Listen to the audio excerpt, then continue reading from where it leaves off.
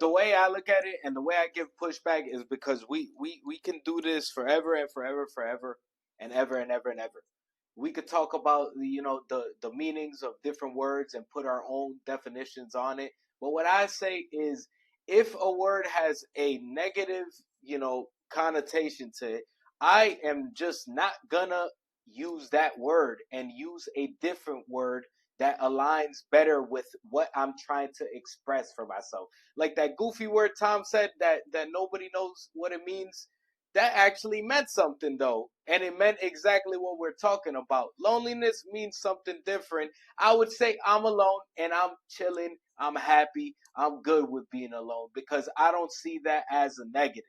If I say, "Hey, I'm lonely," and yeah, I could switch it up, and be like, "Hey, Tom, I'm lonely and I'm happy like this." Yeah, that's fine too. If you want to go like that individually, but when I'm speaking on a societal level, I'm speaking about the whole framework of loneliness, and I've this got topic I've is got much more two than lonely. two No, two go ahead. things to add on to that. So just I got a response to what we're talking about in terms of like definitions, but also in terms of kind of to combine like your thoughts of like what are the boundaries that keep us from being vulnerable and that keep us alone, but that also relates to how we're using words. So things like there's the word I said, I think it was isophilia or whatever, that has I think like one definition, but lonely itself does have multiple, like lonely has a neutral definition, just means being without company, that has no positive or negative connotation, but it Question. also does have sad from being alone. So even lonely within itself has no fixed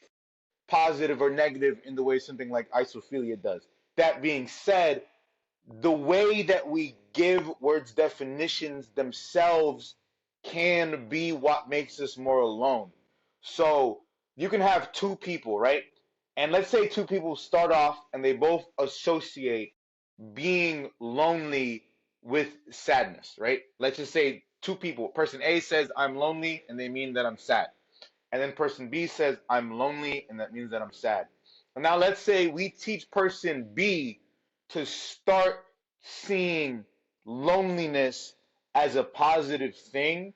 We have stupid little monkey brains, right? I'm gonna just start there. I'm a strong believer that we have very simple monkey brains. So if you can train person B to start seeing loneliness as a positive thing, that will actually start to break down their walls and their boundaries. And I think that happened, like words are cups, right?